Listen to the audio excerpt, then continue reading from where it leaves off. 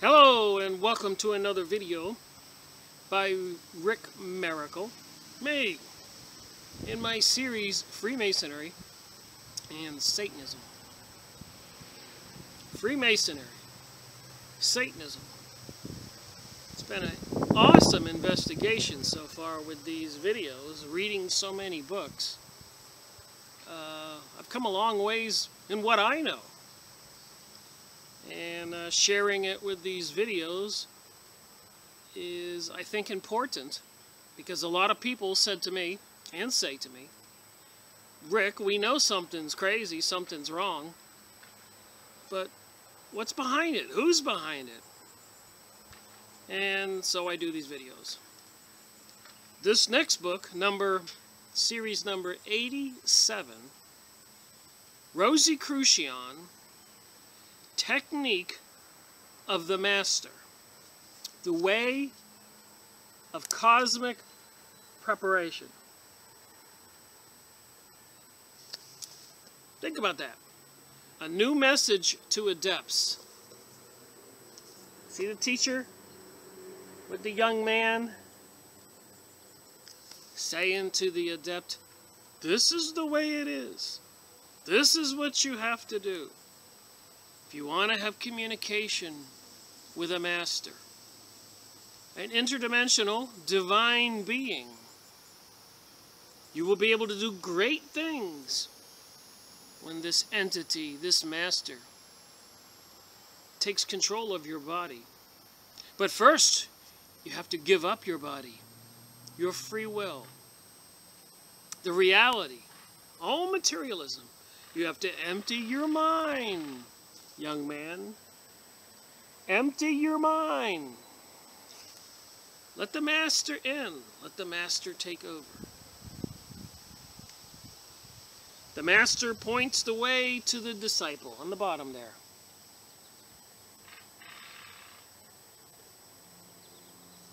He points the way. I'm thinking Freemasons, the Masonic Lodge in your downtown area, your town, your city. The Illuminati, the elites join. The master has to train them too. They have to be initiated and taught so they can be illumined, enlightened. Raymund Andrea, Grand Master Rosicrucian Order, Great Britain. Look at the title of this.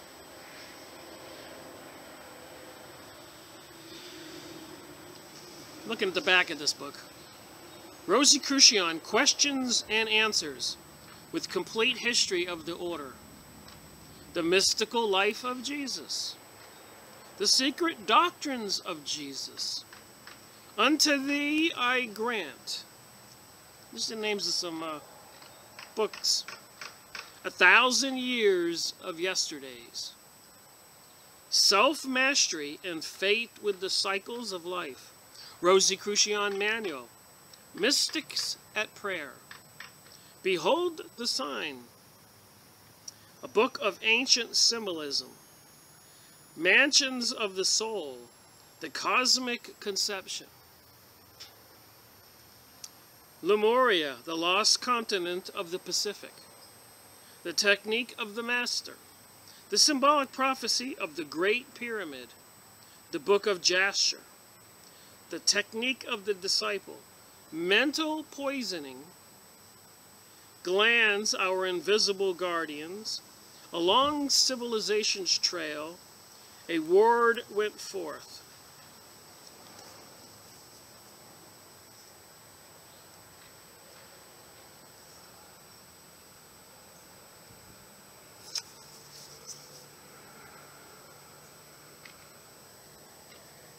The master points the way.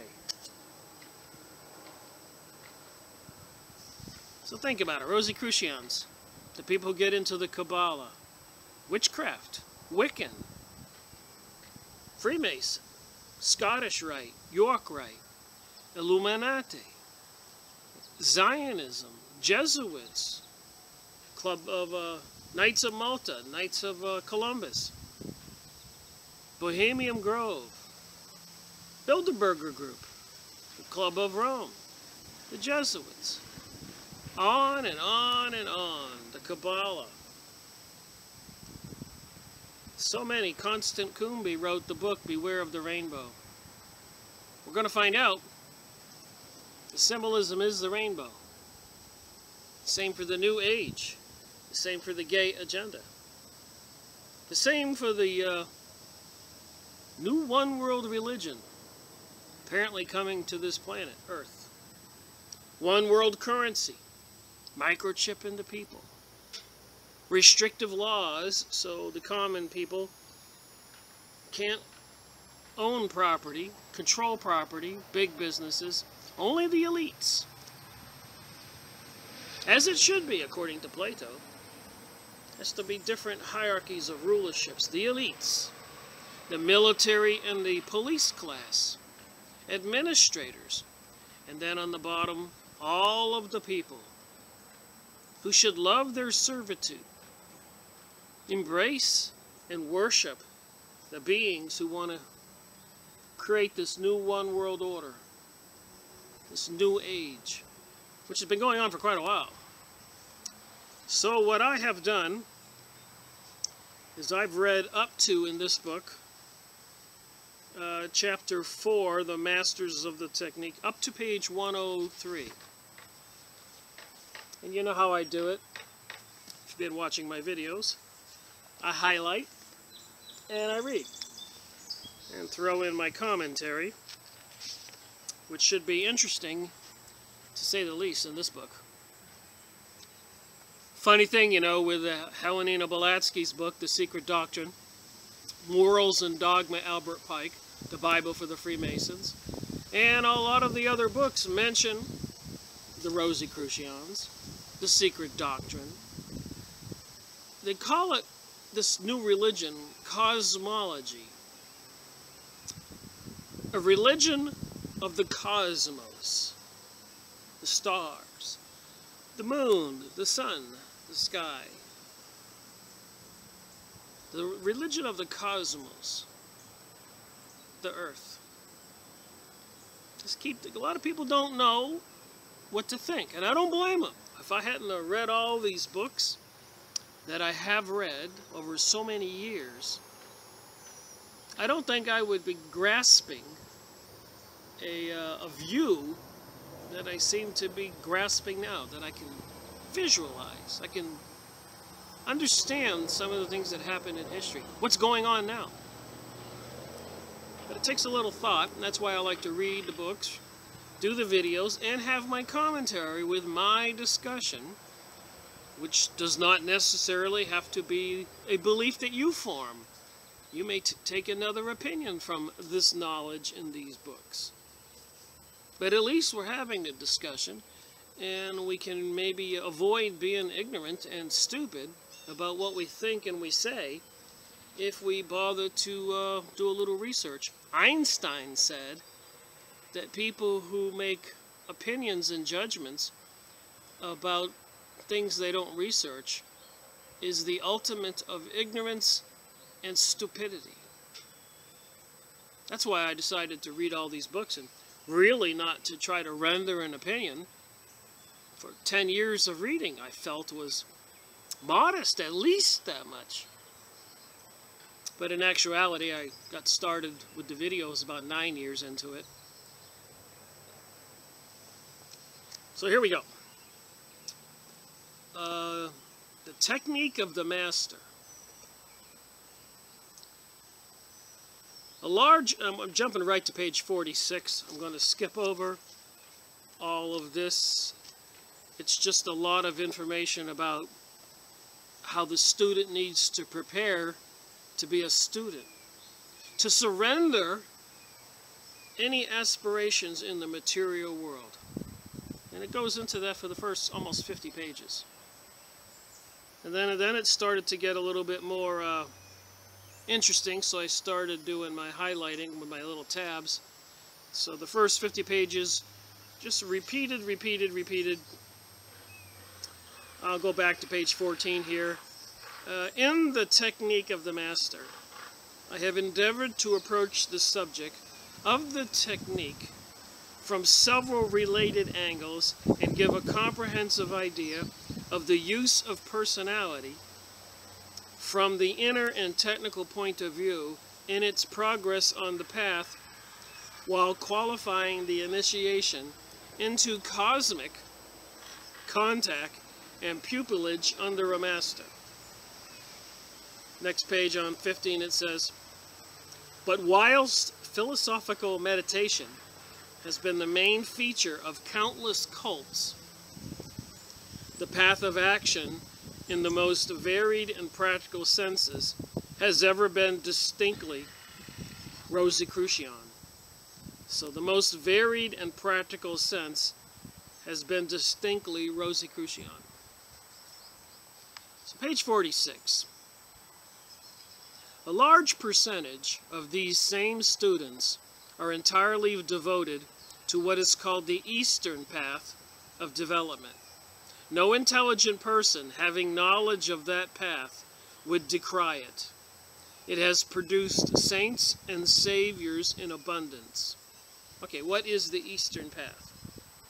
Well, in the continent of Europe, Africa, North Africa, and Asia, obviously the eastern part of that continent would be China, Japan, Mongolia, India, Tibetan mountains, the eastern part of that continent. So apparently that is the, as we all know, the religions of the Asians is different than the peoples of the West, mostly Christian, Catholic, and some others, of course. So you have Rome and the Catholics and the Christians, the Cathars and atheists, and the West, England, France, Germany, and then the East, China, Japan, Mongolia, India, Buddhism, Hinduism, Tibetan mountains, the Dalai Lamas. And right smack dab in the middle is Israel, in the Middle East. That's why they call it the Middle East. It's not the Far East, the Middle East. And then, of course, you have the West. So this writer says a large percentage of these same students are entirely devoted to what is called the Eastern path of development. No intelligent person having knowledge of that path would decry it. It has produced saints and saviors in abundance. So we can say that Jesus came from the Middle East, and some say the missing years of Jesus, he might have went to China, the Tibetan area, where apparently in the Tibetan mountains, something called Shambhala, ancient peoples reside inside those vast mountain ranges. Some call them the tall whites, masters. Maybe people, they say, have been guiding the course of Earth for thousands of years, live in those mountains. The grasp of the science is not intuitive in the case of the Western aspirant as it is in the Eastern. So the science, this cult, this communication with a master, interdimensional being. Remember, Helena Blavatsky was in communication with masters. Albert Pike, Morals and Dogma, was in communication with masters. Aleister Crowley, the evilest man alive, who wrote the book Law of One, Book of the Law, where the one law is do as thou wilt. He was known as the evilest man alive, between sacrificing children to death and pedophilia, etc., that he bragged about, apparently. He was in communication with a master, was once a member of the Rosicrucians, the Order of Templiaris or something like that we'll go over. He started that. And the Church of Satan, he was probably involved in the startup of that. or his disciples were after him, Anton LaVey. So here you have it. Satan, Luciferianism, this cult of yoga, meditation, surrendering your own personal will completely. All desires, earthly desires, have to be surrendered. And your obedient desire to serve the Master for the betterment of mankind, they say. Doesn't appear like it's been working out that way. Why would it all be secret? The grasp of the science I just talked about, is not intuitive in the case of the Western aspirant as it is in the Eastern. And intuitive is one of those skills I've been working on for years with myself.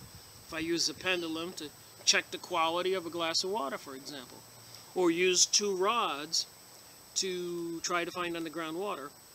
Intuitive is surrendering your will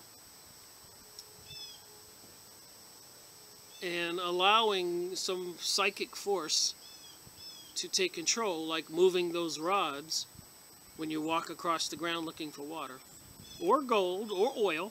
I've got books on it.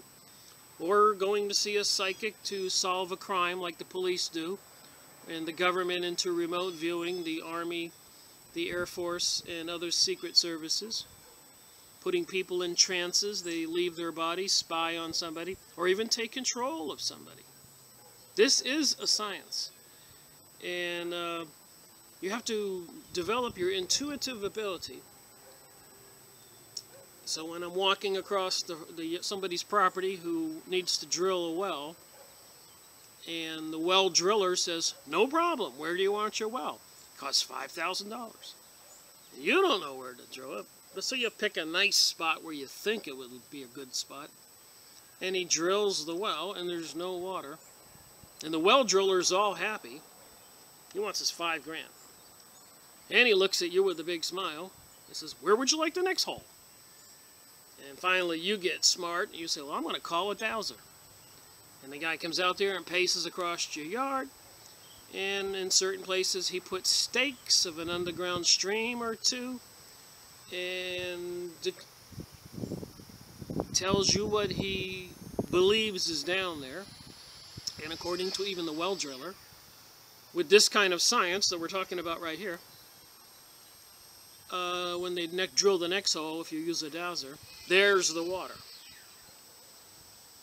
And nobody can really dispute this. I've shown it, information on my videos of even the Army and Navy using dowsers to find the caves of underground enemies, like over in Vietnam, or utility people, electrical, cable TV, water, using rods to find underground piping because they don't have the old drawings. So this is real. It's too much history. I've gone over too many books for people to dispute this. Your intuitive ability, if you allow your soul or your subconscious control your muscles, if you surrender to it and just focus on the question, the rods will move. And it takes practice.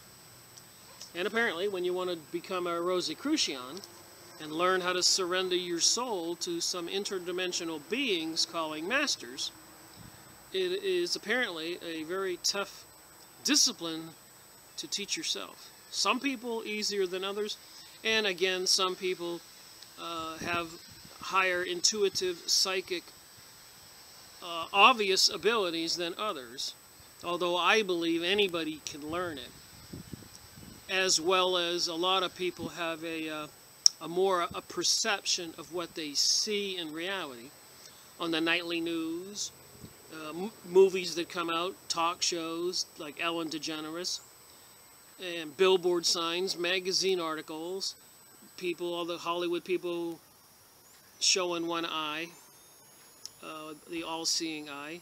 A lot of people are more observant about these intentional mind control techniques and symbolism. And some people are just oblivious to it. you can point it out to them, and they're in such a mindset of denial. They actually, and this is a common tendency, they actually get mad and angry and agitated if you push it. Their myopic view, just a shallow view of reality, is not like a lot of people's view who see a broader spectrum of reality. We all need to open up our minds and get a broader view. Hence, I make these videos. So anyways, we get moving on this video. He may enjoy such personal satisfaction as he can from a theoretical knowledge of occultism. This would be the student, the aspirant, the initiated disciple, and leave the practical issues to the future. So some people who study occultism may just get a personal satisfaction as he can from theoretical knowledge, like me reading all these books, and leave the results for the future. The increased intuitive or psychic ability he hopes will be developed sooner than later. And a lot of people, they may spend a whole lifetime studying this stuff and not develop their intuitive or psychic ability. Everybody has their own, I guess, progression. I am of the belief, and it may not be a Christian belief, and I am a Christian, but it seems plausible to me that we might have been reincarnated. I believe we are spiritual beings in these bodies, and there seems to be quite a bit evidence that people have lived 1 or 2 or 6 or whatever lives, and have 1 or 2 or 6 or 7 more to go. And from my studies, it seems like there's about a dozen or so, plus or minus, for we humans, or I should say spiritual beings, to live in a human body around a dozen times before they get fully matured. So whatever reason God put us here, for our education, enjoyment, as some people say, you're on this planet to enjoy life. Education, I think it's probably a combination of both of those and probably other reasons. You certainly get an opportunity to show who you are. Whether you have a tendency of taking whatever you want at other people's expenses, or being a charitable giving soul in your life, you have a freedom of choice to be whichever you want to be. And I think what happens after you leave this physical material plane depends on which choice you chose. The dark side, Satan, Luciferianism, even if you didn't believe in God, just generally being a selfish taking person, or somebody who wants to help mankind, service to others, including having their own life, a wife and family, business, career. That's me. Doesn't mean everybody has to choose my way of thinking. But we all can think and have this conversation and see what these words in this book say. And everything I just talked about will probably be have more meaning as we read on this book. He may enjoy such personal satisfaction as he can from a theoretical knowledge of occultism and leave the practical issues to the future. But if he does aspire to recognition by the master, this basic ignorance must be thoroughly eliminated. Any idea of a shortcut to the goal is immediately ruled out. The first thing, in fact, towards overcoming ignorance is a clear idea of the work to be done. And if the work is long and difficult, there is no virtue in fooling ourselves with the soothing notion that it is a simple matter of a short duration a passive existence of a sponge. No student who has given time and labor to the science can say other than that it calls for a soul of distinct caliber and of mental qualities of no mean order. So it certainly would take somebody with the right combination of mental strength and also control over our vices. Somebody wanting to learn magic, for example, just to obtain vast wealth and power, might find themselves in a bad place. Alright, moving on. A well-defined plan of study has to be entered upon, and the basic facts of occultism assimilated until a sufficient reason for prolonged future effort is seen, and an interest strong enough to awakened to steadily pursue the initial stages of discipline. If the assertion of his will is sufficiently powerful to urge him on to the greater discoveries of self, the preliminary unsettlement which he will experience in the personality will ultimately pass. A miniature spiral of evolution will have been achieved, which will give birth to the successive and wider spirals of related experience. And I'm just reading highlighted portions to try to get the point across. He can realize, and when I say he, of course, we're talking about the disciple. He can realize that it is his own individual karma and none other that compels. So again, if we were reincarnated and in a past life we were not a very nice person, then we would have some bad karma to make amends for.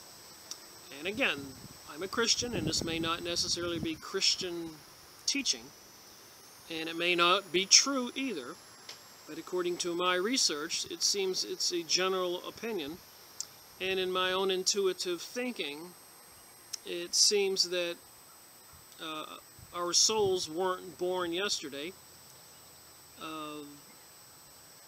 They might have been around a long time. History's been around a long time. And I don't think our souls will be dying tomorrow. Some may wind up in a better place tomorrow, and some may wind up in a not so better place. Hopefully not eternal damnation and fire. The delusion of inaction as a factor in occult attainment, which arises principally from a basic ignorance of first principles, merits a conclusive judgment. Now remember, I'm reading this material so that we all can understand this thing called initiation and illumination by all these secret societies and cults. It might behoove us to get a little idea of what they teach their disciples, their initiates, even the people who join the Freemasonic lodges. A witch's coven. I'm sure they don't allow any girl to come off the street and just join the witches in their satanic rituals under the moonlight, dancing around a circle with a star all naked. They probably have to be initiated and grow in stages to the ultimate satanic ritual of abducting some innocent person, usually an innocent, naive Christian, and sacrificing them to death. If that's what they do, sacrificing to these divine beings for favors or favorable results in different activities. As we've discussed with the Talmudic Jewish people abducting little children throughout history, thousands of years, the Illuminati and the so-called Pindar, the leader reptilian, or the Bohemian Grove, where we photographed a lot of our political leaders and CEOs and elites of the world. They threw a baby into a fire called the cremation of care. Look it up. The Mayans taking people to the top of those temples and sacrificing people and tossing their head down the stairs and their bodies down the stairs. This is documented throughout history. So it might behoove us to realize there is a dark side. And apparently the snake is a common symbol throughout the world, throughout history. Yes? No? Do you know? Can you look it up? It is by continued demonstration of the force of the soul, by the assertion of life upon every plane, by compelling vibration to answer vibration in any aspect of the tumultuous worlds of form, and giving all this in essence back to the playing hands of the inner man as experience known and assimilated to enlighten and ameliorate and bless. Wow, that was a paragraph. Students spend precious hours affirming and willing the personality out of existence. Students spend precious hours affirming and willing the personality out of existence. It is obvious that in the first attempts to overcome the basic delusion of ignorance, he must take knowledge, and if he does that rightly, the range of his personal vibration will extend in every direction. Should he disallow the extension, and resort to the common practice of denying reality, in his personality, he may ultimately be reborn upon a higher plane, but without power or initiative, with nothing to give of practical use to his fellow man. If, for instance, he has strong faculties for certain types of literature, art, or science, and there is a mental foundation and the point of departure which will later indicate his path of approach in occult work. Occult, look up what that word means. Magic, secret. This should be obvious, yet it is not sufficiently observed, though the lack of this elementary knowledge of self, the aspirant will often say enthusiastically that he only wishes for the illumination and sits down to meditate upon the self, while the personality receives no specialized attention. There is only one remedy for this hypnotic and fatal condition. Know the personality and make it a tool for power. When we know a thing and have taken a measure of its action and reaction, then it can be used with telling effect. So I'm thinking about the Hegelian dialectic, where all these people in the secret societies and secret governments who are conspiring for a new world order, the Hegelian dialectic. These forces that take up a peculiar interest in psychology. What makes us all tick? How do we react to certain situations? What makes us go berserk? What makes us happy? How can we be tempted? How can we be beguiled and deceived? And obviously, if you've been paying attention to my videos or done any homework of your own, you know that the Army, Navy, CIA, secret organizations all over the planet, even the Jewish folks throughout history, lots of kings and queens would hire them to be their tax collectors because of their, I guess, propensity to be able to be vicious and collect taxes. Not all Jews, of course. And just like a lot of CEOs for major corporations, like Tex Mars said in a pamphlet he sent to me, that I looked up and he was right and I was wrong. Most of these worldwide corporations have Jewish men as the CEOs, because they don't have a fear of God, maybe one, two, a belief in God and the Ten Commandments, and they think the ends justify the means, And they think there's two types of people: those who prey upon people and those who get preyed upon, the wolf and the sheep.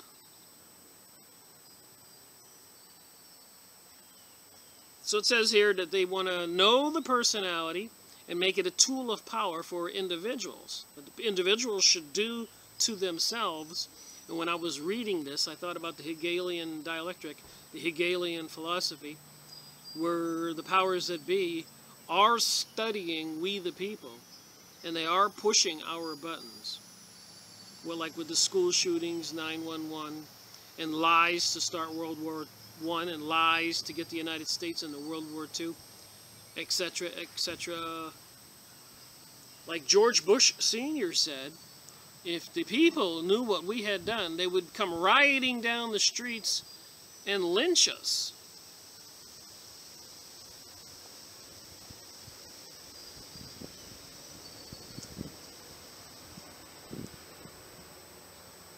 We want the two-edged sword of the mind firmly in our grip, to advance and retreat on the instant, and to apply to any problem directly and adequately. The action of such a mind is a joy to behold, and it is so because every faculty has been awakened to the limit of its function, and operates individually or in conjunction with its developed technique directs, as its developed technique directs. This idea of the use of the personality may be brought into a focus in the observation of the maxim of a mastermind, the Rosicrucian Bacon. He says, there are and can exist but two ways of investigation and discovering truth. The one hurries on rapidly from the senses and particulars to the most general axioms, and from them as principles their supposed indisputable truth discovers the intermediate axioms. So there's two ways to seek the truth and get it. One is to hurry. The other constructs its axioms from the senses and particulars, but ascending continually and gradually till it finally arrives at the most general axioms, which is the true but unattempted way. So when I began this research intentionally, 2005, I didn't plan to try to write a book or anything until I had studied for 10 years. That was a commitment I made to myself. I mean, that was just some logic to me. How could I pretend to tell myself that I would be knowledgeable about reality in only 1 or 2 years, only reading, let's say you can read a book in 2 weeks. I'm talking about technical books. Some of them quite thick. So that's 25 books in a year, if you really try hard. So that's 50 books. That may be a lot, but try it for 10 years. Do the math. Magazines, videos, press releases, books. It becomes hundreds and hundreds. Then, at least you can start to put the puzzle together. I like to use the analogy that a friend gives you a box that's a puzzle, but somebody had torn the label off the top, and the friend doesn't remember what the puzzle was. So you can put the edges together, what, 100 pieces or something? You can't tell what it is. You go 125, 150, 180, and all of a sudden you go, wait a minute, it looks like a barn and a forest. And you keep putting some more pieces, you go, no, it's a motel on a lake, backed up by a forest.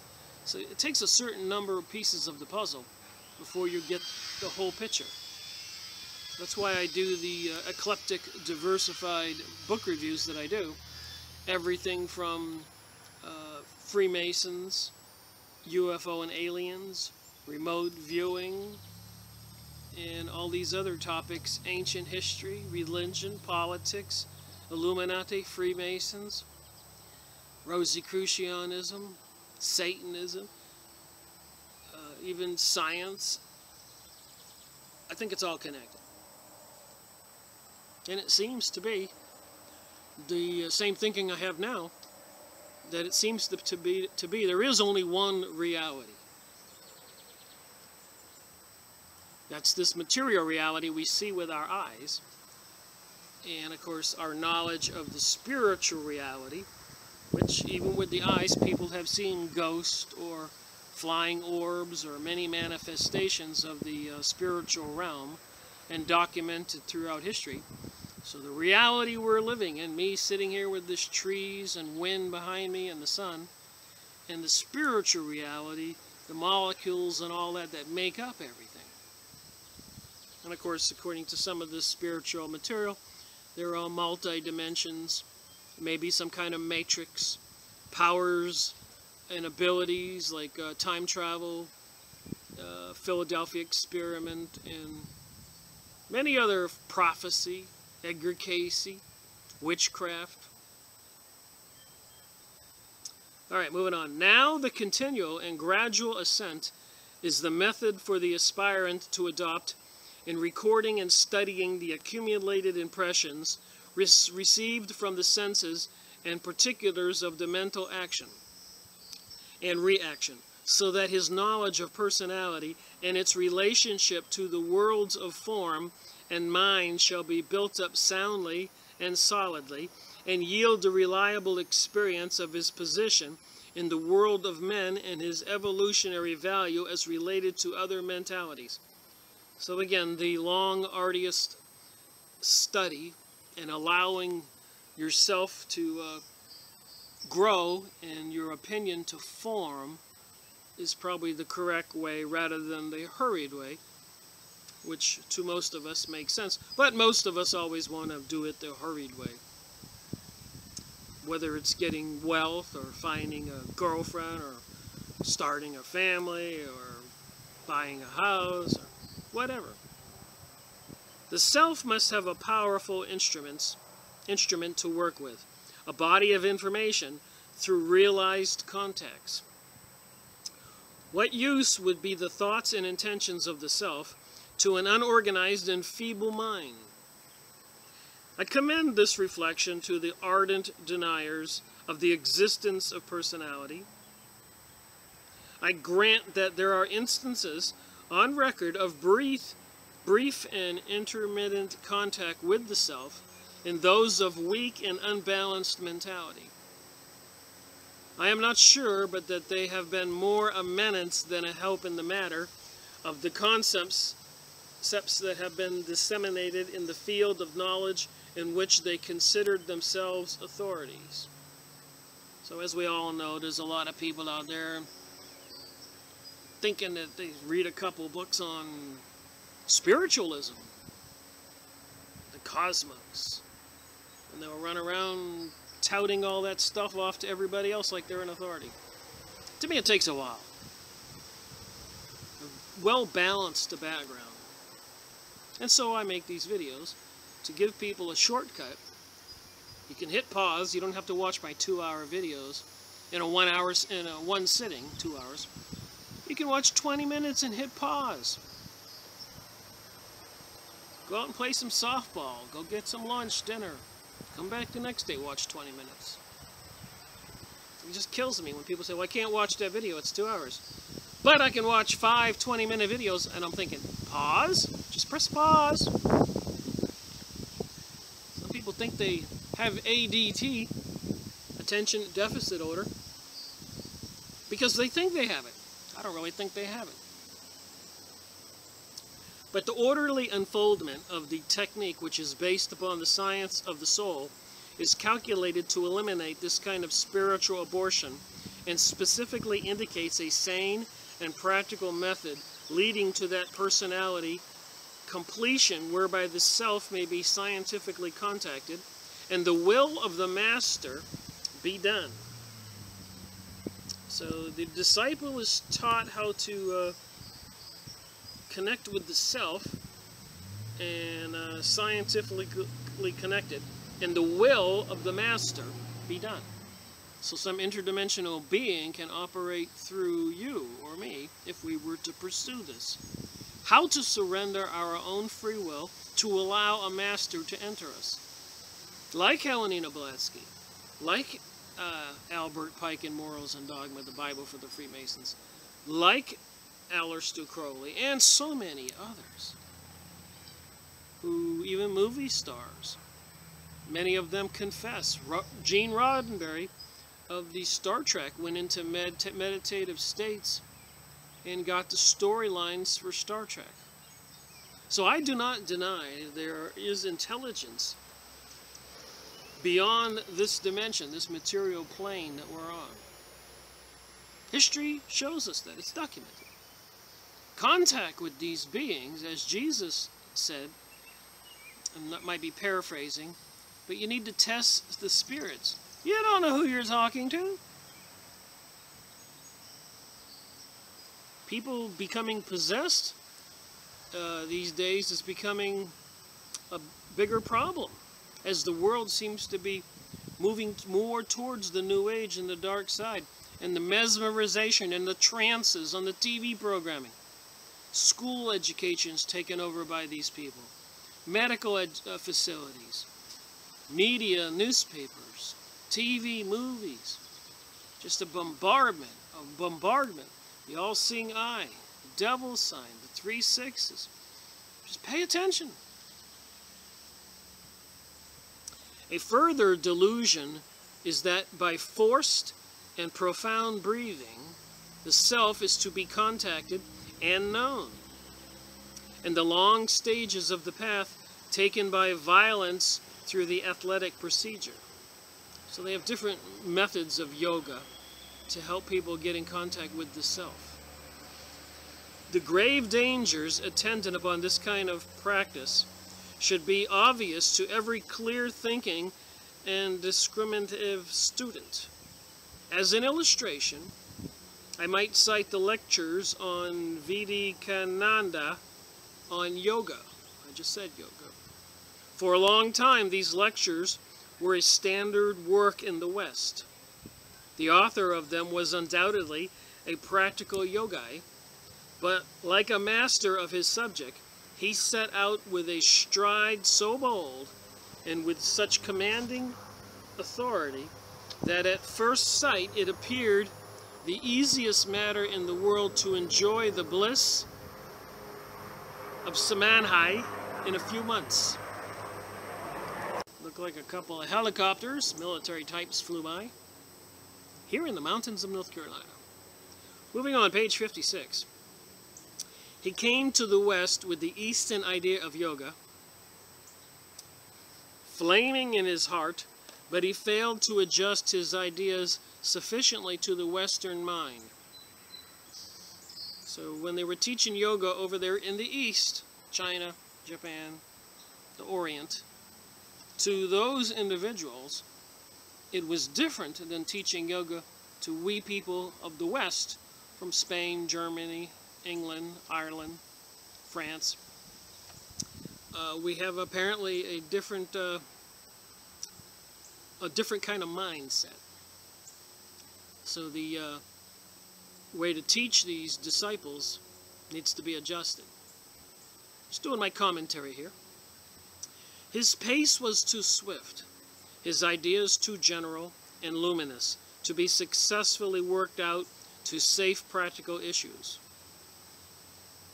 He dazzles his hearers and confuses most of his readers, in spite of the enlightenment he brought with him, so much so that a majority of those who have taken up practical yoga under his guidance became discouraged by reason of sheer magnitude of the idea towards which, through this or that inability or incapacity or want of fitting circumstances, they have made scant progress. So you can bring these technologies from the East, but you got to be careful how you try to force it on the people to the West. They may get nothing from it, as this author is saying. Again, I'm not trying to teach this book as authoritative and what I think. I'm reading and discussing what's in this book so that we can see what they think and they teach. I have my way. of communicating with the divine. And that's the way I grew up, by prayer, whether I do it with my voice or my mind. And it seems to work fine for me.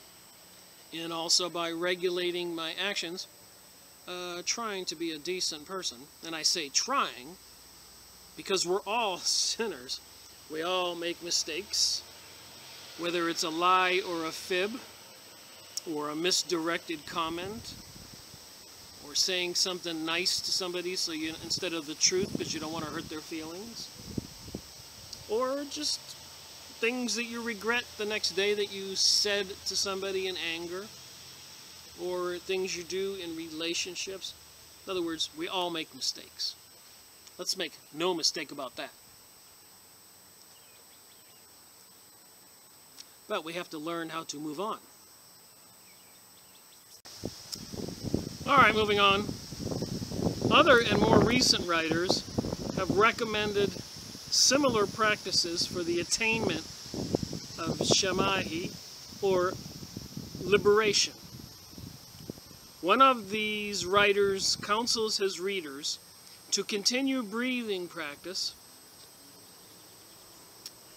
until a duration of inhaling and exhaling is reached of between 4 and 8 minutes. I have known a student to take breathing exercises and complain of pains in the body and affliction in the head. If nature's warning is not sufficient, who can help him? So if you're doing these things and it hurts, stop it. Yet students are foolish enough to force their vehicles, their bodies, to the 3-minute indispensable breath of a yoga teacher who finds the task hereditarily easy and therefore it advertises it as a passport to the union. To the union of what? To the union with the interdimensional master?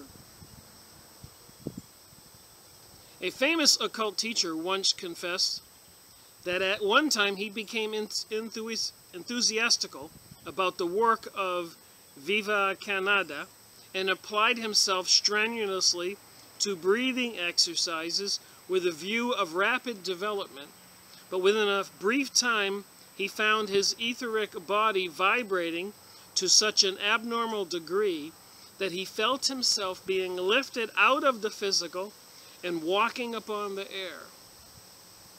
So with enthusiasm, he was following this yogi's advice on how to do breathing exercises, and he found himself being lifted right out of his body and walking on the air.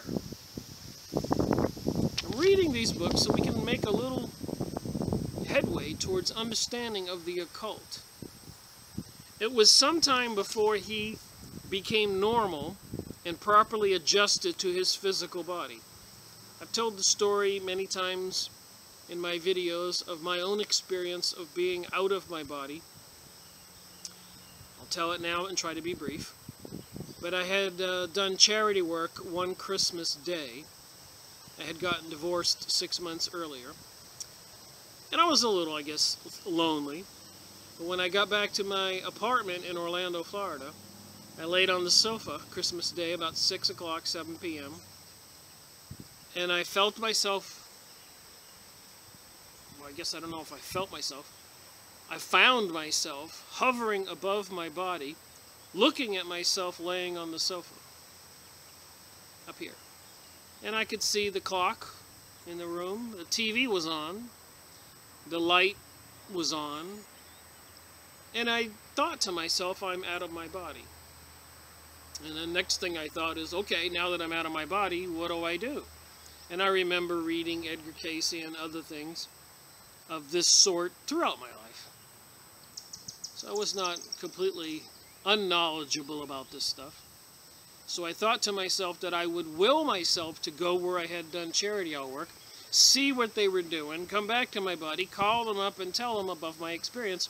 In the meantime, while I was looking around, I noticed the white refrigerator in my apartment had a black top. Now, I'm not as tall as a refrigerator, so I don't walk around looking at the tops of refrigerators. Because if I did, just like anybody else, your counter in your kitchen, if it was all dirty, you would clean it. But I did notice the top of the white refrigerator was black, and the refrigerator sat right next to the stove, so it was obviously just soot and stuff that had rested on top of the refrigerator, and it had never been cleaned. So when I willed myself out of the apartment to go to where I wanted to go, all of a sudden I panicked, which is a common occurrence in people who find themselves in out-of-the-body experiences. And I thought, oh my God, did I die? And I said to myself, I don't want to die. And I willed myself to go back to my body. And bada boom, I'm laying on the sofa and I'm looking up at the ceiling, thinking, what the heck was all that? Sitting up, asking myself if it was a dream or not. And I remembered the top of the refrigerator, so I went and got a chair and stood on the chair, and the top of the refrigerator was black.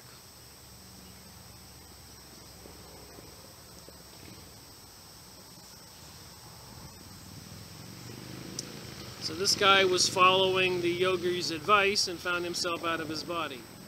For the average student, Western student, with a breathing capacity of about 20 seconds for inspiration.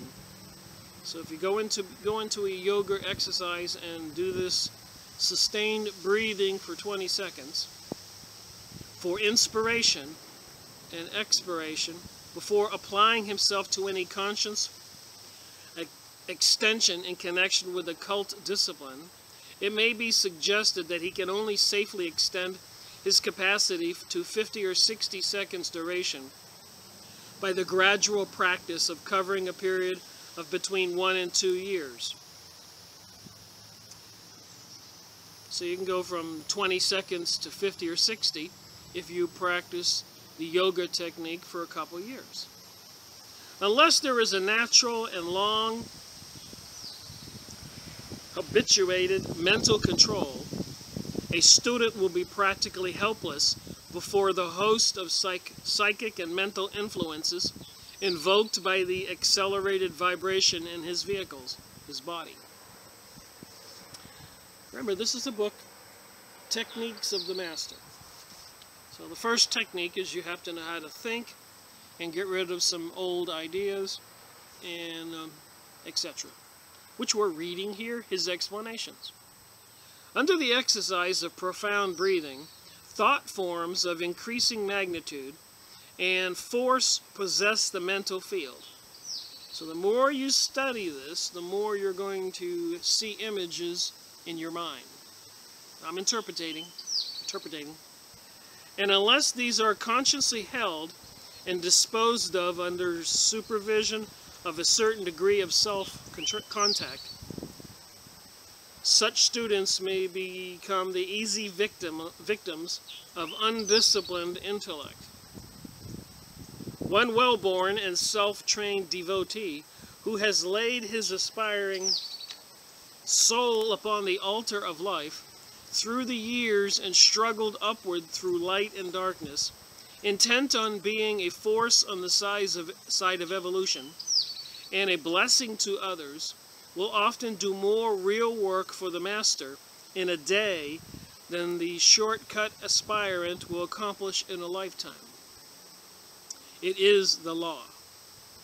The bane of our day is the want of sincerity. So when you aspire to become a recruit in the Rosicrucians, the bane of our day is the want of sincerity. And they show you the long, tough road to become an adept, which can become illuminated, and in communication with the Master, empty your soul and all of your desires and your personality so that some interdimensional being can take over your body. I'm interpreting here. It's part of the task. But insincerity in the occult aspirant is a sin, and the failure is in its reward. It is living the life of the soul after its own law in the everyday world, and taking each step of the path with infinite care and patience and humility, that unfolds in the aspirant the fine art of the technique and initiates him into the sphere of the master. FYI, my own personal experience in doing these book reviews, go back and see some of my earlier videos, and you really have to have some humility, like me, going back and watching my own videos. You know, man, what a dummy. I look so stupid and sound so stupid. But I thought at some point everybody has to take a first step and make mistakes. And I just plunged right in and did it.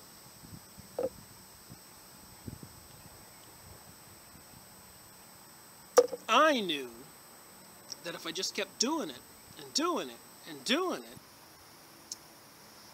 I would improve at least a little bit. And I'm sure it's the same for people who want to become actors, movie stars, radio host, any endeavor. A good real estate agent, a good electronic technician, a nurse, doctor. I mean, when you graduate from school, you don't jump into your first high-tech surgery if you're a doctor. All of us, we just have to work towards the goal of improving our abilities of whatever we're doing. In our family life, in our jobs, in our spiritual life. I'm a major guy who advocates baby stepping. Do a little bit at a time. If you watch my videos and others, while you're enjoying the regular routine of your life, or not enjoying it if you're having problems, you know, after a month or 2 months or 6 months, you can't help but make some progress in your thinking and understanding. Alright, Chapter 4, Impersonality and the Technique. To know oneself from the occult point of view is a comprehensive matter, and one with which most of us will be well occupied for at least the term of our present incarnation. So it probably takes a whole lifetime for somebody to really understand themselves.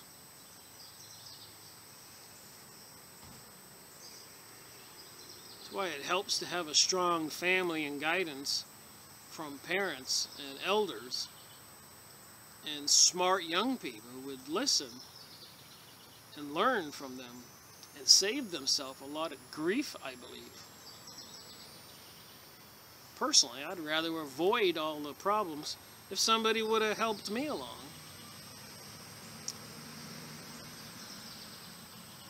Impersonality is the secret doctrine of practically of all the occult classics. So let me read that again, because we've been going over the book The Secret Doctrine by Helena Blavatsky. Impersonality is the secret doctrine of practically all of the occult classics. We remain but in the outer court until impersonality becomes a factor in practical life. It is usually preceded by a long cycle of development and experience of the most varied and often perplexing character. Only a genuine occult discipline compels that experience and leads naturally and lawfully to a proper demonstration. Impersonality has many degrees.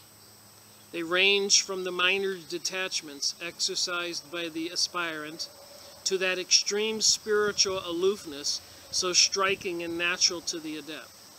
In whatever degree manifested, there is in its exercise something exceedingly arresting and influential to those who witness it.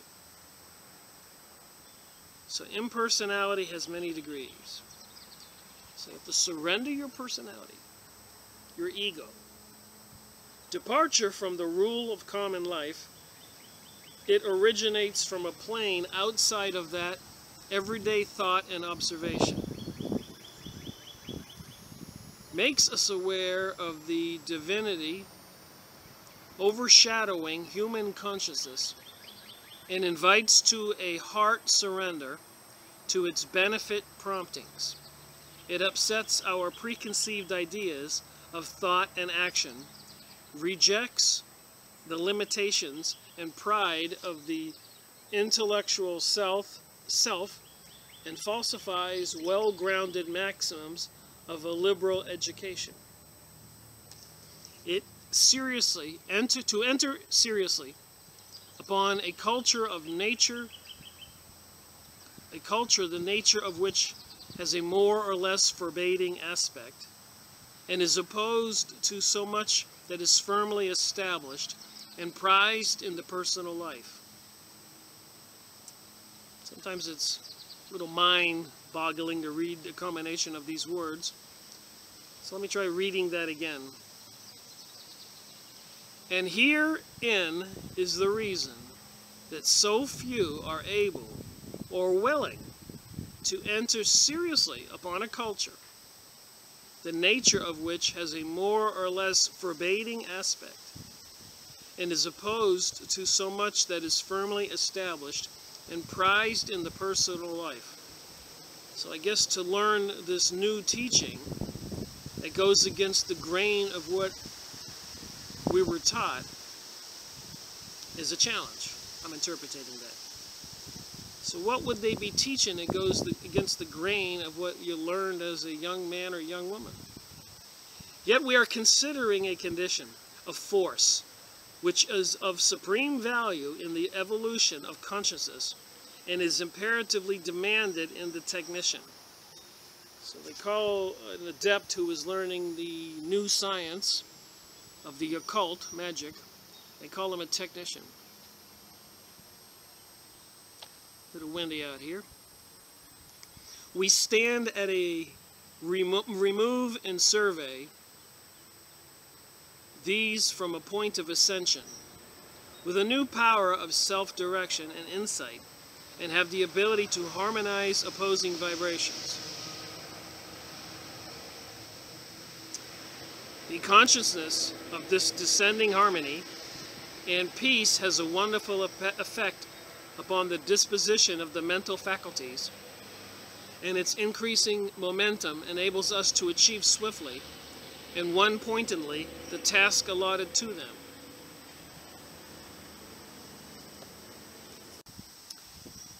Here, too, we were very much at the mercy of the mind. It reigned over us with the authority of a tyrant. We were marshaled here and thither at the behest of thought, and often involved in it painful uncertainty and confusion. But the dawn of the sense of impersonality reverses this condition of affairs. So they're saying that if you're not initiated and trained, your daily thoughts that you have, like we all have, like I'm having right now, just your normal everyday thinking,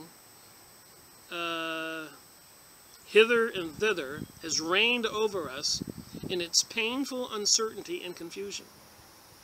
But the dawn of the sense of impersonality reverses this condition of affairs. So I guess in order for these other entities, master, which you will, demon, didn't Jesus cast out unclean spirits in the Bible about a dozen times? So I'm just wondering here, when you do try to eliminate your personality and have a situation of impersonality and learn how to suppress your own thinking, does it allow some other entity to take over your body? The immense possibilities, therefore, which open before the man who has entered upon this phase of evolutions are obvious. Some of the difficulties which have to be surmounted on the way to the attainment of impersonality have been considered in the previous chapters. The struggle with the secret forces ruling our personal life, until we have suffered all too long under their stern domination. There is a definite point in evolution when we become acutely conscious that we must come to judgment within, investigate and understand the opposing factors in our constitution, and devote ourselves seriously to the task of self-discipline. We have traveled along the path at least resistance, and taken life much as it came. We have not felt it incumbent upon us to regard too critical the swift stream of thought and emotion, the action and reaction of those upon self and others. But with this awakening, the sense of security vanishes. The stable center of consciousness around which our life hereto revolved, and to which all our activities were related, became decentralized. Study and meditation have produced their inevitable consequences. If you think it's easy reading this stuff, try it. The self has responded to aspiration and made us aware of its existence and supremacy. So if you want to get in contact with the self, yourself, maybe it's your subconscious, it has responded to aspiration. It's responding to your desire to get in communication with it, and made us aware of its existence and supremacy. So again, I'm reminded when I use the pendulum and leave my mind blank, it's asking for water. Is there any water underground here? Is there any water underground here? Is there any water underground here? As I walk slowly across the field, at some point it starts gyrating if there's water under there. Where's that information coming from? And this was a big question to dowsers and many of the books that I have and have read and have. The debate was always, where does the information come from? We become conscious of a division, of a painful discordance between the two. The new and stronger vibration causes a certain disruption, a disorganization among the mental faculties, which pass for the first time under the acute observation of a spiritual critic. And conformably with the maxim of occult science, that expansion of the consciousness induced by the advent of spiritual truth produces pain and unrest.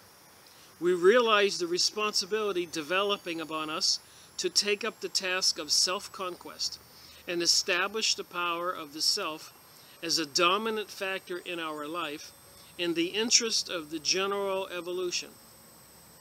So you're supposed to surrender your own personality and allow this self-personality to take over. It is not a simple matter to put aside the physical, emotional, and mental vehicles of expression, to remain apart and unhampered by their vibration, poised in the clear and undivided consciousness of the self. It is interesting to note in this connection the method of instruction adopted in the Gita. The method of preparation of the disciple taught therein was not a simple one. The instruction is many-sided, each presentation lifting one veil after another, causing to pass from the pupil one vice and weakness after another, until we have the final declaration at the moment of realization. Destroyed is my delusion. So what they're saying here is everything that you probably think about reality is a delusion. And you have to work towards eliminating that delusion of reality. Again, this is not me trying to teach this material. It's not something I necessarily believe in. I am sure there's more to reality than I know. And I do know that these secret societies and cults teach this stuff. We're reading one of their books. Some people call it mind control. during the series of presentations of different aspects of the wisdom. The whole nature of the pupil passed under review and discipline, resulting in the acquirement of all the necessary qualifications of initiation, whereby he had momentarily realized the self apart from the perishable vehicle. The body would be a perishable vehicle. Nobody gets off planet Earth alive. Would that have proved sufficient to the arduous work of the path? The pupil is shown at the outset the goal to be reached through an organic process of unfoldment of a very special nature, and several grades of the technique are involved in it.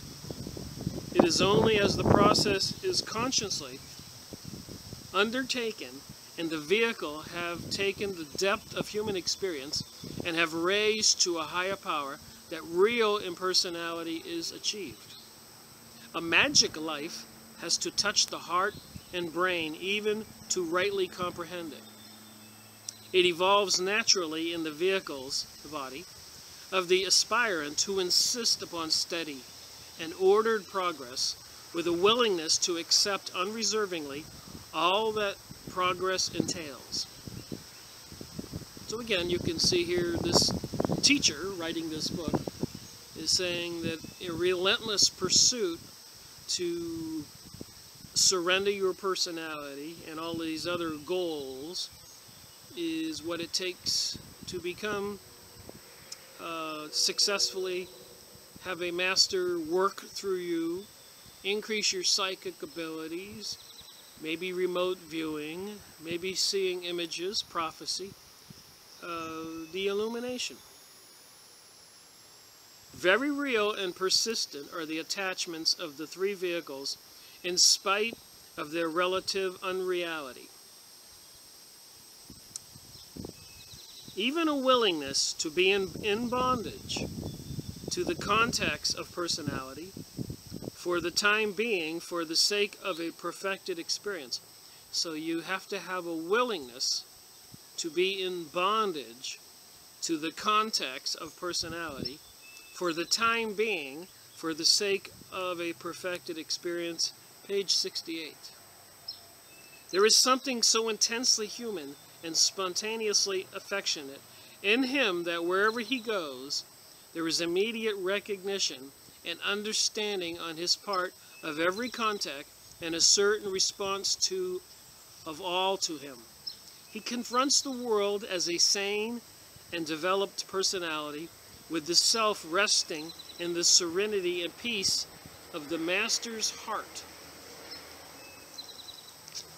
He who desires to learn how to benefit humanity, says the master, and believes himself able to read the characters of other people, must begin first of all to learn to know himself, to appreciate his own character and its true value. I am anxious to contact a master first, so that he may teach and guide me personally and set me some great work to accomplish. Is that what an initiate might want to say? Students read and meditate and wait for the master. The master also waits. Impersonality is a wonderful thing, but to strive after it through the contemplation in a life of inaction is to miss absolutely, through wrong interpretation of the highest teaching in occultism, the strength and beauty of the true spiritual culture. Can we conceive of him as having simply spent his time in contemplating a master artist, with the idea in mind that all the manifold stages of discipline leading up to his fine mastery would be somehow mysteriously covered during the contemplation? And so in a few years he too would attain to the same faculty and stand in the rank of master artists. The idea is of course absurd. One sometimes meets with students who have read vicariously a library of occult literature, yet who are profoundly disappointed because, as they say, they are not being used. On questioning them as to what they are doing in order to effect any contact, as a preliminary to being used, they confessed they have had no time for practical discipline or work. So I suppose some people just think they can read books and study, according to this, and poof, they're going to be able to do magic, leave their body, have a master work through them, like Gene Roddenberry going into meditative states to getting the storylines for Star Trek, and many other Hollywood stars who've said they've consulted different kinds of psychics and practiced yoga and joined other cults in order to communicate with the beyond, to be inspired to do great acting.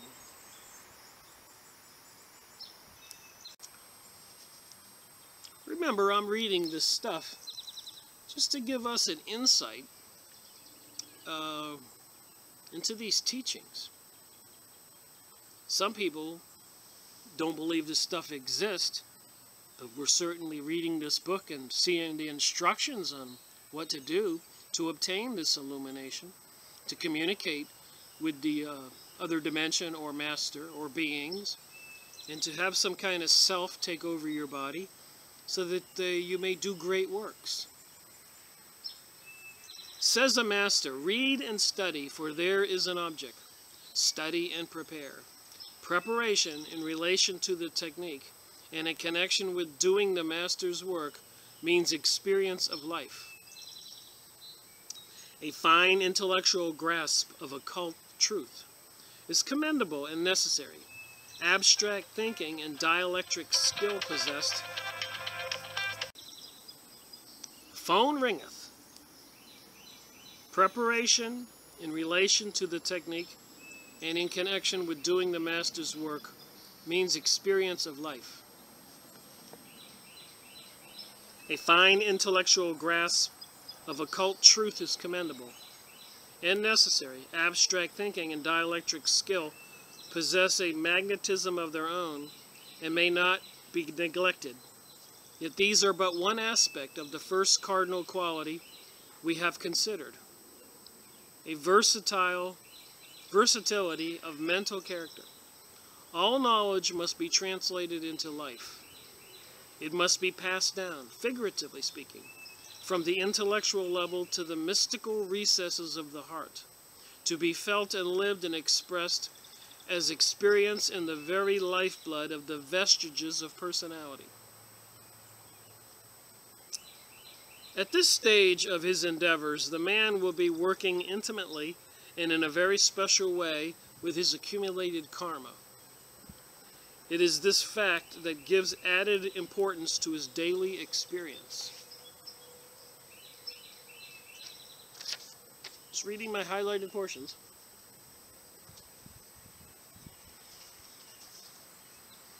He would resent and oppose that which his strong initial efforts have invoked.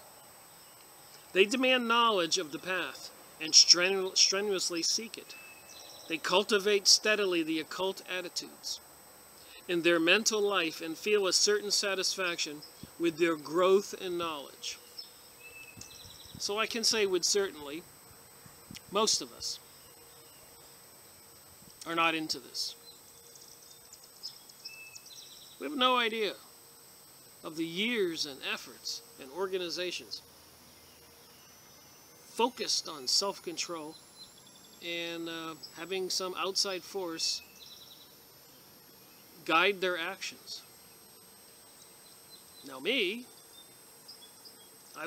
when I pray to God in Jesus' name, there's thy will be done. It's part of the prayer.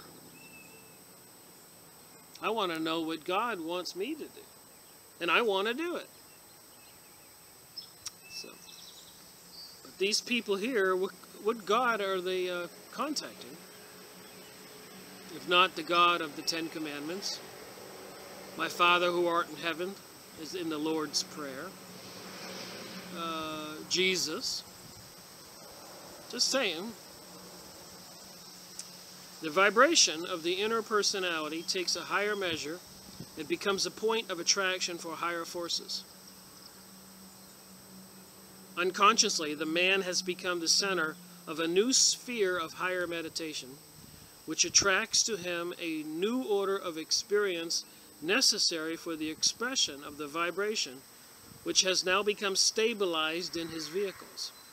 And those experiences will have a profoundest significance for him as related to his further advancement.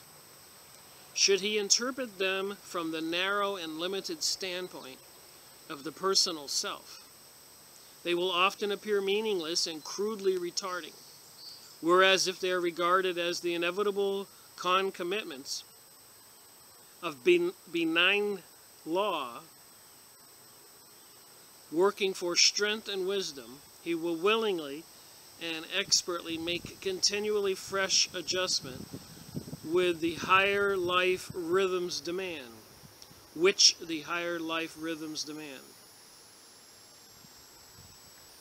What more fascinating field of discovery can we enter upon than this of self-revelation, in which every step of advance equips us to handle more surely the work of the Master in the world of men? So they want to have it. Every step of advance equips us to handle more surely the work of the Master in the world of men. All right, who is this Master if he's not a man?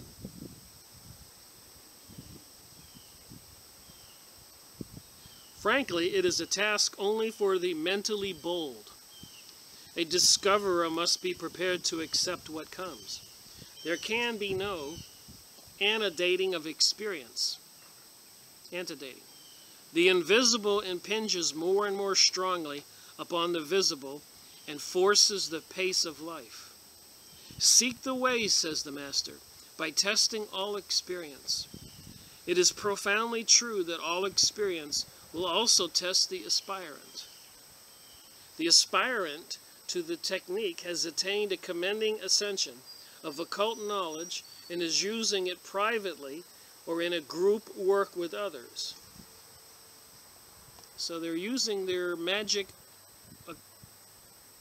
occult knowledge privately or in groups with others. This work of service is absolutely essential to the man qualifying for the technique.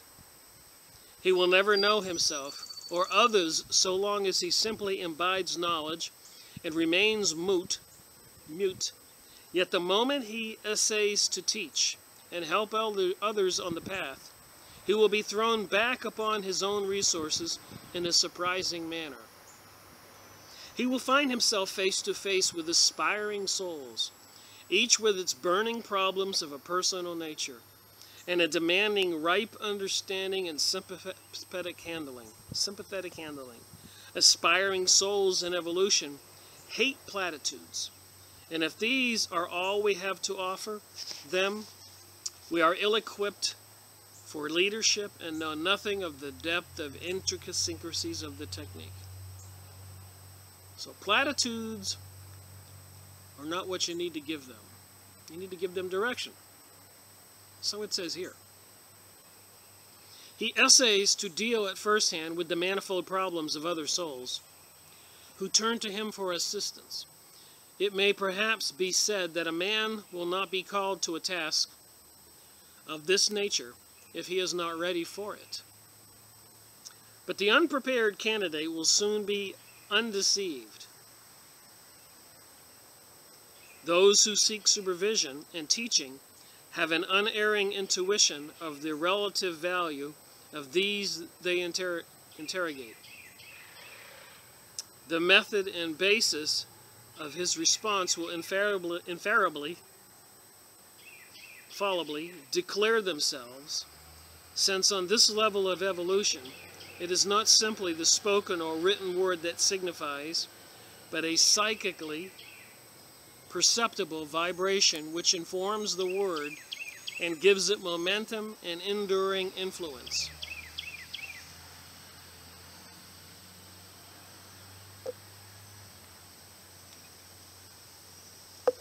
Like I said, I'm doing this book review and reading this just so we can get an idea of the things they teach the aspirant, the person who wants to be illumined, learn magic, or whatever else they're promised to teach them. Let the aspirant to the technique ponder upon this fact. Those who sincerely seek his help and supervision are very often not those who are ignorant of the subject dealt with, but those who have the material before them in one form or another, as well as himself, and would therefore appear to be seeking unnecessary assurance. The explanation of this is that the seeker requires the same truth adapted personally and sympathetically to the then existing particular problem of his life, and applied with understanding and insight on the part of the helper, with concrete example and inspiration from personal experience bearing upon the problem. Page 80.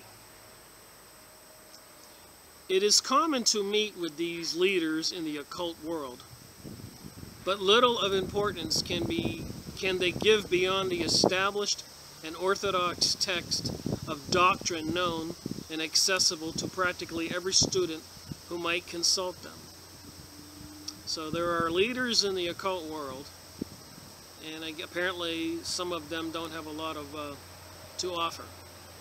It is infinitely better to be so informed than to be ignorant. The technique of the master is a coordinated expression of the inner personality which has assimilated and spiritualized the experience gathered by the several objective selves of past existences, now at the point of right understanding and use, and have merited certain guidance and inspiration from the divine psychic plane, is able to speak and act for others from its own level of attained ascension, and independently of any personal considerations and interest in the objective consciousness. So, the use and having merited certain guidance and inspiration from the divine psychic plane. So are they in contact with another plane, another dimension? And if they are in contact, what problems are they solving? What are their aims and goals? How does it affect the rest of us? His sole ambition is to throw his light upon them to the extent that those perplexed may take a higher and more detached view of the relations involved in them in connection with their immediate progress. True impersonality alone enables the technician to do this. He seeks to assist. That he has wisely and effectively ministered to the urgent need and facilitated their advancement on the path. Alright, a new chapter here, the magic of the technique.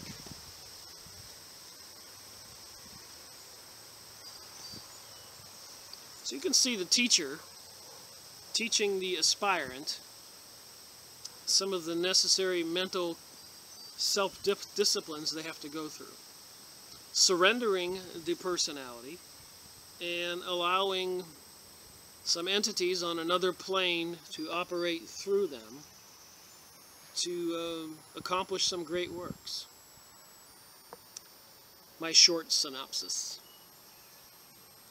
For the young aspirant, the technique of the master is often veiled in an atmosphere of glamour and romance. So somebody entering into one of these little monasteries or lodges or temples or organizations, for the long, arduous study and work for these people, surrendering all material and earthly goals and dreams and works, veiled in an atmosphere of glamour and romance. It is interesting to read the many presentations of writers on the subject of the magical power of the masters. Calculate the present force of the soul in order to discern what range of application it possesses for working upon lives in a humble way of service. The powers of the master had never passed into the hands of immature aspirants, since it breeds a sense of easy conquest in the most difficult of all sciences, and inspires a belief in present personal power which does not exist. It is surprising how much an aspirant sometimes considers himself capable of achieving in the way of magical power, even before the personality has been initiated into the first stages of realization of the force resident in the soul. So is there a force resident in our souls which makes advance possible? It is a fact in the experience of the older aspirant that once the magic of the soul has been grasped by the personality, the soul steadily dominates and can be trusted to carry forward the training of the man. A credibly fraught with danger when acted upon, which is common among those on the early stages of the path, arises entirely because of the personality has not been self-initiated into the magic force of the soul.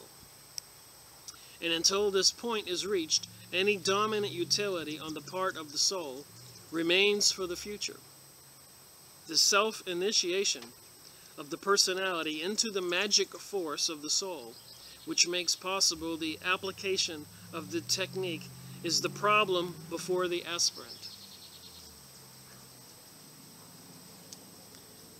Here we have a trinity of factors of undeniable value and of first importance in the character, confidence, certitude, and expectation of results, all which will be demanded in the technician and in harmonious union in the utilization of the force of the soul. So what is this force of the soul? That you have to surrender your own personality and your own will and allow this other self to operate through you. The aspirant, which are liable to foster in him all kinds of exaggerated ideas of his personal possibilities, are slowly transmuted under the occult discipline through the years and become actual powers in his hands for skillful right action. Profound experience has been necessary in the order that the magic of the soul should be grasped by the personality and utilized for the work of the master. Utilized in the work of the master. The aspirant enters upon a cycle of occult study. No matter in what particular school or under what name, and the inspiring and liberating effects of the new knowledge carries him a good deal further in imagination than his reason has grasped or his soul experienced. And upon this illusion of the imagination is based his expectation of immediate results.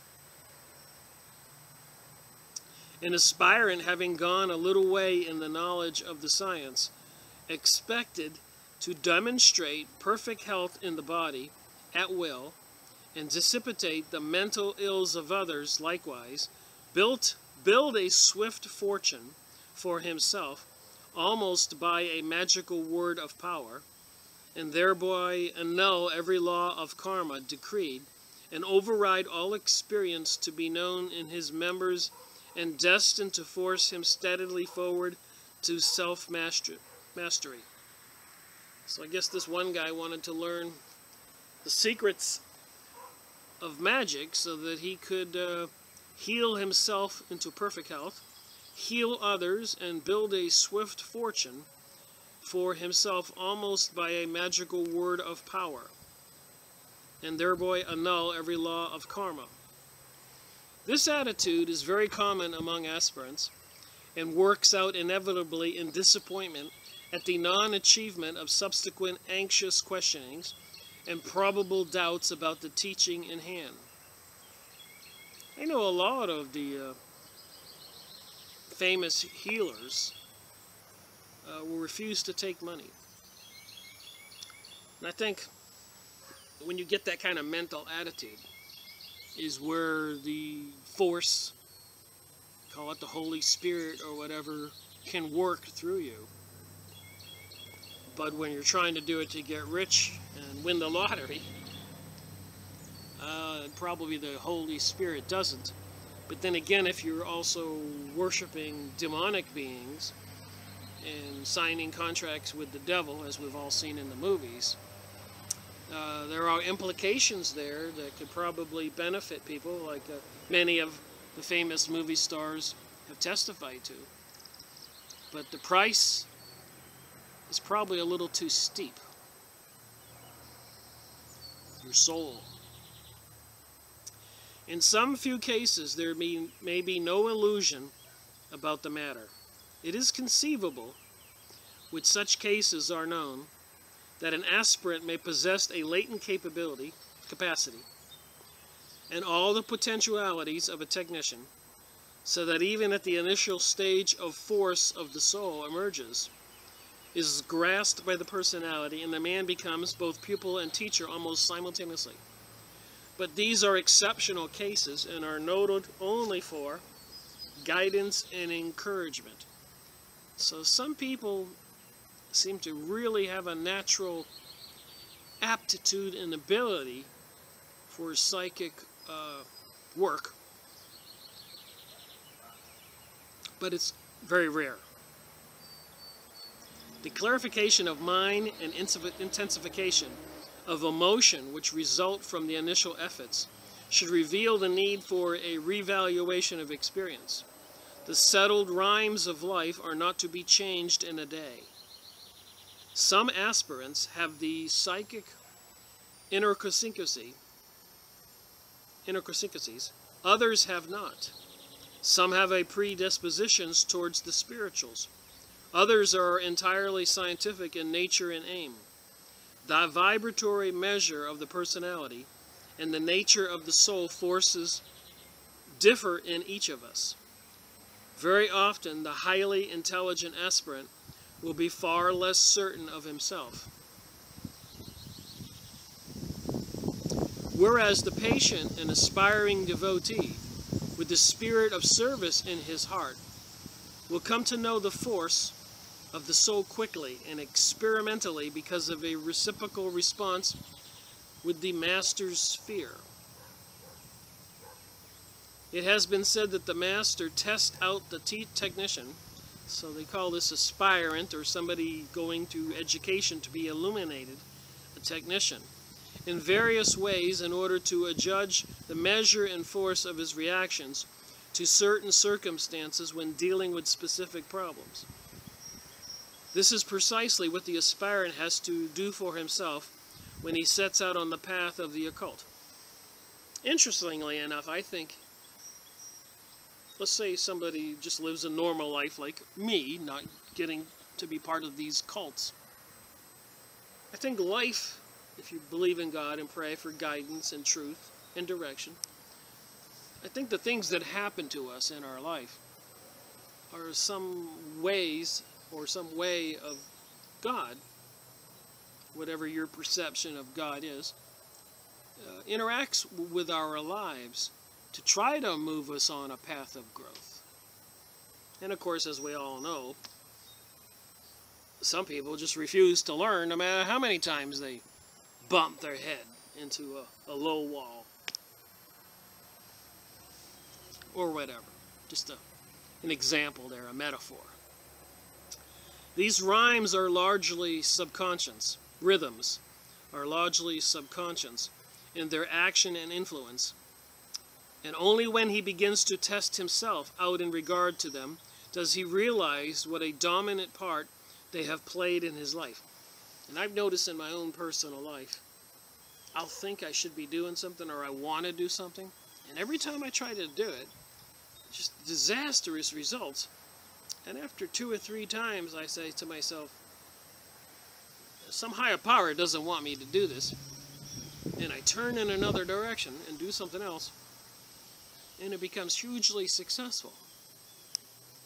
There is more to reality than we are all aware of, and it might behoove us to become aware of the powers that be behind the scenes, recruiting people for Freemasonic lodges, many of whom are probably naive and innocent of any intentional actions towards humanity. But as a group of that lodge, and with commands coming down from above, and everybody swearing under threat of death not to divulge any secrets, and to obey the master, that they can use these lodges in all these cities and towns for things that the members might not even be aware of, as a planned program across the nation and the world. Just saying. People need to wake up and see what they're involved in all aspects of reality right now. Especially right now, with the crazy things going on. That is one of the early awakenings on the path. He finds that his life rhythms are far too circumcised for the task, since they arise almost wholly from an experience hampered by thoughts of time and space. It takes an aspirant worthy of the name to rightly assess and wisely adjust himself to the exigencies of the initial stages, so that there shall transpire neither eccentric emergencies in mind or manners, arrogant assumptions of that which he does not possess, nor impatient demand for that which the law cannot give, but a steady recognition of these life rhythms can only safely be extended by sane and normal living here and now in its own place. I recently heard of a lady who became devoted to the study of theosophy. Remember, we're going over that book, Helena Blavatsky's The Secret Doctrine. The creator of theosophy. Previously, she had been immersed in church work and was highly appreciated in that sphere. Now she has retreated from the touch of her friends and insists that her real friends are living on a higher plane. Makes one wonder. This is an extreme instance, but something analogous, an analogy, is often seen in the awakening aspirant, and if it is not quickly offset, he is guilty of an offense against occult law and will suffer the penalty for it. We are all more or less ignorant of the past career of the soul, even after considerable advancement on the path. It requires a highly cultured intuition to discriminate along the contents of the consciousness, that which is the expression of the enlarging faculties of the present personality, and that which is resurrected from the past and offers itself mature and efficient for immediate use. So we are all more or less ignorant of the past career of the soul. So if we were living 3 or 4 lives before this one, as Edgar Casey told some of his clients, we don't remember our careers or what we did in those lives. Moving on, nor can it be said at what precise point of endeavor this hidden life will begin to emerge. Well, I'm thinking about the old adage, seek and ye shall find. So when I want to know things, and I know a little bit about psychology and how the brain works, is I ask to know it. And I'm patient. It may take 2 or 3 days. In this course of study that I've done almost 11 years now, many times I try to walk away, say, this is too much. It's interfering with my life, my income, my friendships, my social life. But then things would happen, and I could see clearly something was being put before me, and I look up at this guy and I go, okay, I get it, and I keep moving forward. Not that I'm anything special, because I think this happens to everybody if people will allow themselves to pay attention to their reality. Now, this intentional goal towards illumination through these organizations is a little suspect to me. But I'm open-minded enough to take a look and read this stuff, to try to rationalize and analyze it. So moving on here, I think we got about 8 more pages. It is to be remembered that the aspirant is vibrating between the condition of soul awareness and form awareness. It seems to me that certain elements of past career of the soul, entering into receptive consciousness through willful endeavor on the part of the aspirant, are often the cause of this duality. And again, I'm just reading my highlighted portions. So if you want to get the book, if this one is something interesting you want to learn. And it is this essential faculty of former personalities impinging upon the present one that will give rise in the aspirant to a good deal of speculation and perhaps misgivings when he feels himself the subject to its powerful influences. In the case of the man who is graduating in the technique, whose vibration is raised and stabilized and the force of the soul recognized, I believe that the accumulated faculty of the past will be working very strongly in consciousness. The concentrated faculties and abilities of the past career of the soul rise and plead for recognition and expression through him.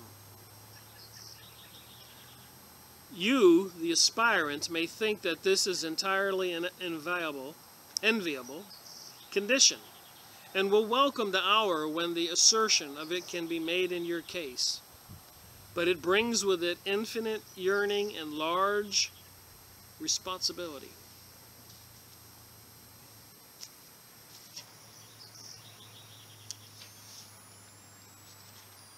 This type is an initiate and is well along the path. And the technique of the path is strong and operative in his personality. He is a force on the side of evolution and is aware of it. His service is rich and demanded by many who feel the influence of the master through his work. He is well balanced and attuned on the inner self. Nothing can turn that man back from the life of the masters. There are several personalities playing into the man. Several personalities playing into the man by virtue of the descent into consciousness of the storied past which is sounding forth from higher planes. So could there be several entities possessing this person? While he plays his humble part within the present circumscription of time and space, and in so doing appears no doubt to his fellow men recollected and able and intent upon the one aim of dedication and service. Nor are they mistaken in this. He feels the insistent past striving for expression, too, in an environment which does not provide a medium for it. There is an orator in that man who has stirred men into action. There is a priest who has ministered with the multitude in the temple. There is a musician whose transcripts of harmony come back with haunting emphasis on reiteration. These hidden personalities are with him. They possess his hands, his brain and heart, and would live in fullness again. Is he bringing other entities into his body or his own past entities? They must not be slain. They give him keys to the soul of the world and for the interpretation of the hearts of men. This is what I mean by infinite yearnings and large responsibility. It is a phase of double vision, and I conceive it to be one of the hardest stages of the initiate's progress. A lot of people say Hitler, Adolf Hitler, Germany, would go into these trances and seem possessed by entities. So this is a pretty common thing with these secret societies, FYI. It may be that with the soul fully dominant, he will have the power to use each of these several personalities at will as a master, and at will put it aside and remain in peace. There are such instances recorded in occult biography, and they indicate a condition of high initiation. It is sufficient to note that the above is a possible problem of the graduate in the technique, and that while the strong sense of duality persists, on the present personality grasping steadily the magical technique of the soul, and the combined personalities of the past active within the soul, and the insisting upon a classic expression, there must inevitably be pain and stress and all the manifest symptoms of the highest ambition pressing forth to mastery in the fields of endeavor. I believe in the fullest endeavor to recognize and further nurture the awakening mature faculty of past personalities. Well, like I said, could it be other entities entering people's bodies? The statement, "kill out ambition," would seem to run counter to this belief, but I do not accept it in that sense. If our higher work on the path brings into recognition strong powers and evolved faculties, it would be a sin against my deepest intuition to refuse them the very highest possible expression environment affords.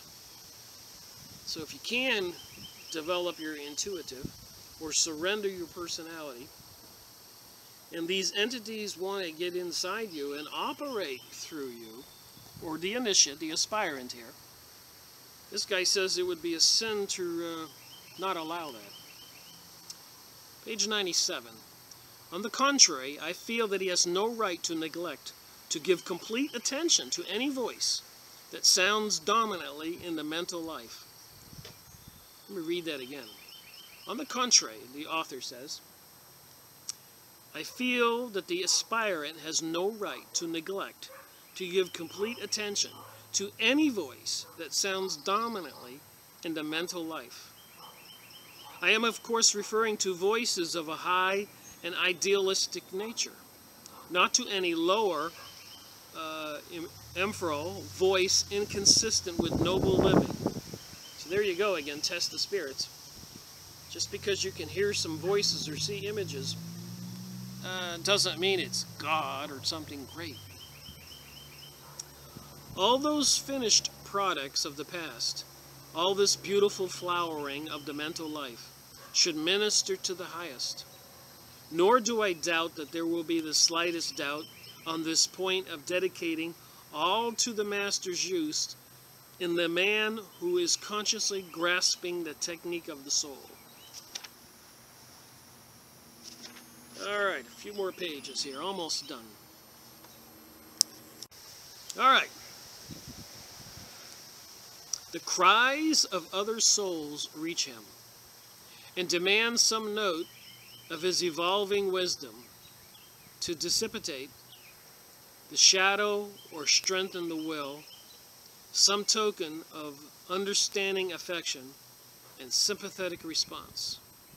The cries of other souls reach him, and knowing his own secret travail in the arena of many conflicting forces, the power will be his to minister with certain effect in practically any instance which comes within his legitimate sphere of development. The magical technique of the soul is life expressing a larger and more powerful rhythms of vibrational response. It is an awakener which increases his auric intensity to an incalculable degree. It makes the man a focal point for the reception and transmission of most potent influences. He should not permit himself to be turned back by these reactionary tendencies because of any unusual elements in them, or allow the new impetus of inconsciousness to divert him from the path of sober and lawful action. At this point of awakening, it is possible for the personality to begin to grasp the magic of the soul Aspirants to the technique differ in mental caliber. For the majority, a long period must elapse before they can become safely polarized in the conditions produced by even the first degree of magical force response. Remember, it will work out in the individual life and in each man in a different way.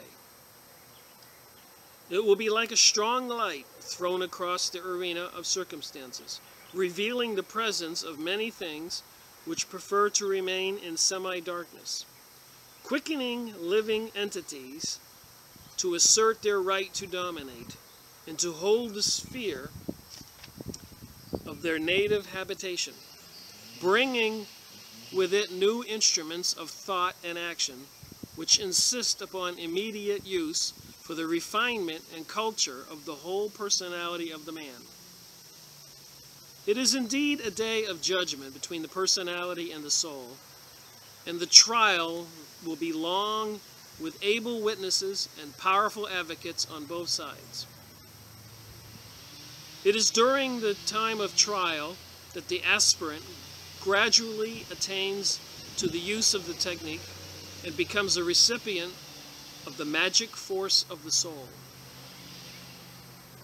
He will then be receptive to the influence of the master, will have a right intuitive understanding of the impressions received and be able to project the imparted ideas suitable for service. Only got 2 more paragraphs, or I'd stop because of the chainsaw.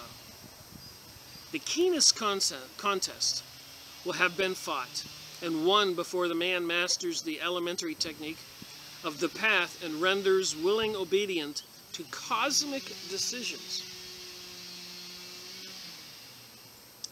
The keenest contest will have been fought and won before the man masters the elementary technique of the path and renders willing obedience to the cosmic decision.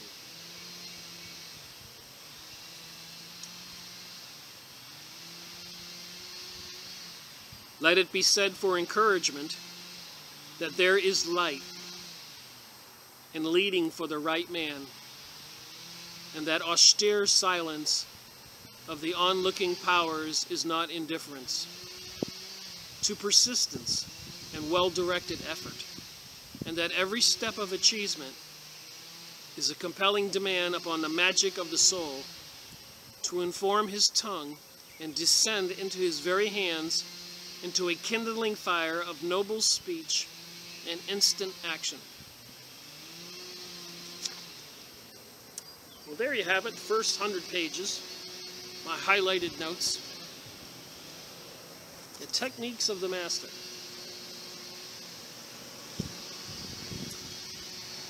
Guiding the initiate.